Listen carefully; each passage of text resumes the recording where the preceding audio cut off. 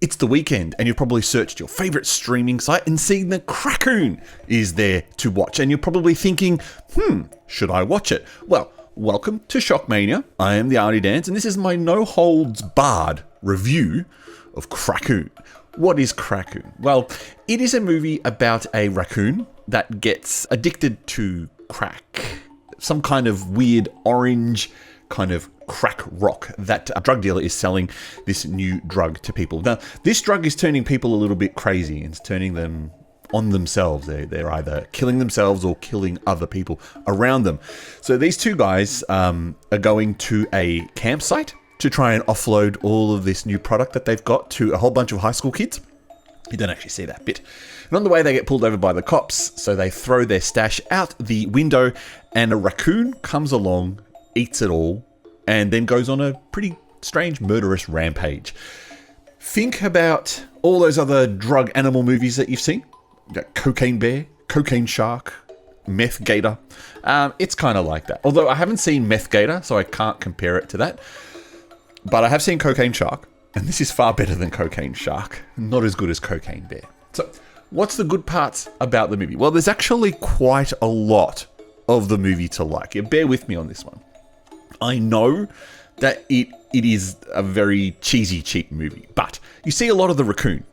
And the raccoon is a nice puppet. It's not KMB style puppets from the 80s. It still looks a little dodgy, but it's still great to see a puppet in movies these days. And what I always find funny about movies when they use puppets is when they do long shots and, the puppet's about to attack someone, you can see that it's thrown off screen and the actor has to catch it and then pretend to be attacked by this raccoon.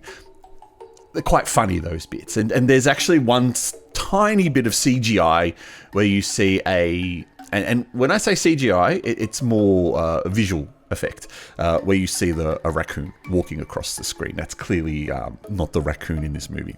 If you're a fan of nude girls, there's a lot in this film. Fully nude, too. Unfortunately for me, I'm not a fan of tattoos. And to me, some of the girls in this movie, they look like sticker books. And that's an expression that I heard when watching football and seeing one of the players just with all these random small tattoos. And someone told me he looks like a sticker book album.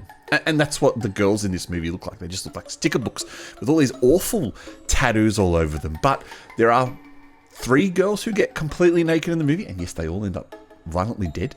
It's gory too.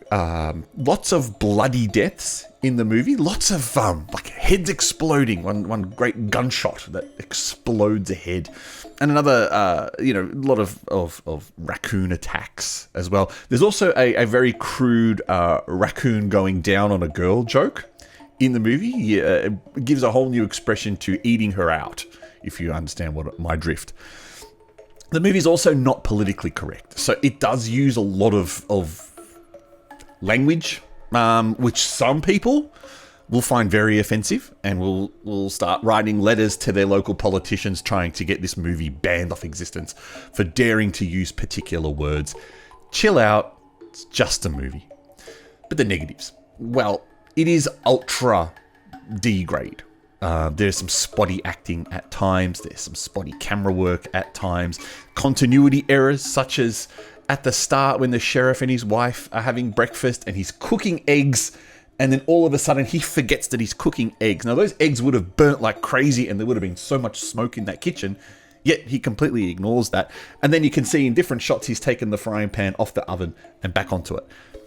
Again, it's a continuity error, doesn't ruin the film, but that's the kind of thing that you're expecting with this movie. Shot on a very short time frame, on a low budget, so don't expect Cocaine Bear style quality of a film. But the storyline kind of does make sense. It kind of flows all the way through. There's never any dull moments, which is really odd for a film like this. And you get to see a lot of the raccoon. I've already said that. And that's what makes this a lot different to all those other low-budget drug animal movies or even just low-budget monster movies. Like looking at you, Psycho Shark, and your 10 seconds of Shark that we saw on the screen, you see once you see the raccoon, which I think is about 10 or 15 minutes into the movie, it's quite a regular occurrence on the screen throughout the whole movie, including a lot of very fabulous death scenes.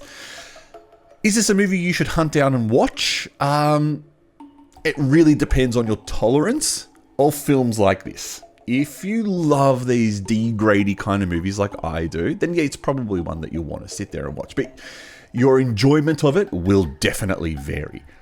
Now, using my patent-pending ghost rating, which stands for great horror or stupid trash, 2 ghosts is what I would award this film. Unfortunately, yes, only 2 ghosts. It's still a low-budget film. It's still very cheesy, but I do like the raccoon effect.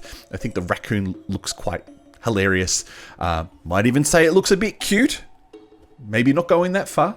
And I do like some of the characters. Some of the characters are just... Frankie and Finn are great characters, and I really enjoyed whenever they were on the screen. So is Denny with his funny teeth. There's some great characters in the movie. There's just not enough of those great characters because you have to put up with the shitty characters like the ones who are in the cabin. Anyway, I'm the Artie Dads. You are watching Shockmania. Have you seen Crackoon? And if so, what did you think of it? Leave me a comment below with your thoughts and opinions. Otherwise, I will catch you next time.